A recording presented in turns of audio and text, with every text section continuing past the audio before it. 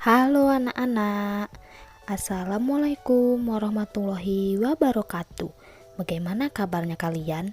Ibu harap kalian dalam keadaan sehat ya dan tetap semangat dalam belajar.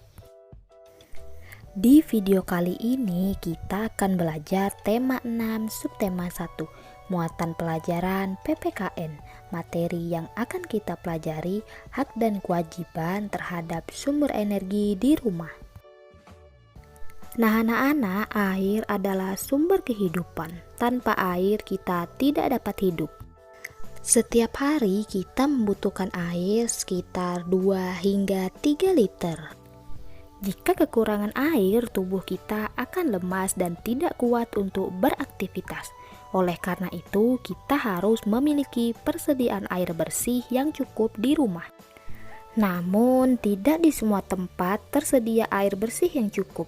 Di beberapa tempat bahkan harus membeli air untuk keperluan sehari-hari.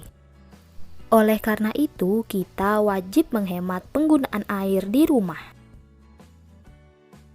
Kewajiban kita untuk menghemat air. Yang pertama, menghabiskan air yang kita minum. Yang kedua, menggunakan air bekas cucian beras atau sayur untuk menyiram tanaman. Yang ketiga, mandi dengan air secukupnya. Yang keempat, mematikan keran air jika tidak digunakan. Dan yang kelima, tidak menghamburkan air untuk keperluan yang tidak penting. Kemudian, hak untuk mendapatkan yang berkaitan dengan energi di rumah. Yang pertama, mendapatkan makanan dan minuman sebagai sumber energi. Yang kedua, menyalakan televisi untuk hiburan. Yang ketiga, menggunakan lampu saat belajar. Dan yang keempat, menyalakan kipas angin saat kepanasan. Nah anak-anak, setelah mempelajari kewajiban dan hak yang berkaitan dengan sumber energi, sekarang anak-anak menjadi tahu bahwa kewajiban harus didahulukan daripada hak. Kita boleh menuntut hak setelah melaksanakan kewajiban. Hak dan kewajiban harus seimbang. Sumber energi membantu kita dalam mengerjakan berbagai kegiatan. Seperti saat mengendarai motor, sumber energi yang digunakan adalah bensin. Lalu saat menonton televisi, kita menggunakan listrik. Nah anak-anak, di alam tersedia banyak energi. Ada 2 jenis energi. Yang pertama, energi yang dapat diperbarui. Contohnya seperti makanan, air, angin, dan matahari. Yang kedua, energi yang tidak dapat diperbarui. Contohnya seperti minyak bumi, batu bara, gas alam, dan barang tambang lainnya. Sumber energi ini bersifat terbatas, oleh karena itu kita harus mulai menghemat penggunaan sumber energi. Penghematan energi adalah cara yang dilakukan untuk menggunakan energi sebaik-baiknya agar tidak cepat habis. Dengan menghemat penggunaan energi, kita dan generasi mendatang dapat terus menikmati sumber energi. Berikut ada usaha yang dapat dilakukan untuk menghemat energi dalam kehidupan sehari-hari. Yang pertama, menggunakan alat listrik yang hemat energi.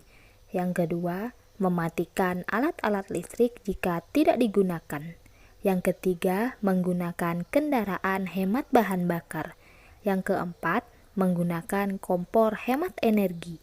Yang kelima, menggunakan air secukupnya saat mencuci pakaian ataupun saat mandi. Yang keenam, mematikan keran air apabila selesai digunakan. Selanjutnya, perilaku menghemat bahan bakar minyak atau disingkat BBM. Semua manusia pasti membutuhkan bahan bakar minyak atau BBM. BBM ketersediaannya terbatas dan tidak dapat diperbarui. Sebagai warga negara yang baik, kita harus peduli dengan ketersediaan BBM. Untuk menghasilkan BBM butuh waktu yang lama, yaitu jutaan tahun, karena berasal dari fosil hewan yang tertimbun di dalam tanah. Itulah sebabnya kita wajib melakukan penghematan agar BBM tidak cepat habis. Cara menghemat energi yang berupa BBM. Yang pertama, menempuh jarak yang dekat dengan berjalan kaki. Yang kedua, menggunakan sepeda jika jarak dekat. Yang ketiga, menggunakan kendaraan umum saat berpergian. Yang keempat, menggunakan mobil dengan konsumsi bahan bakar sedikit. Yang kelima, tidak menyalakan pendingin mobil.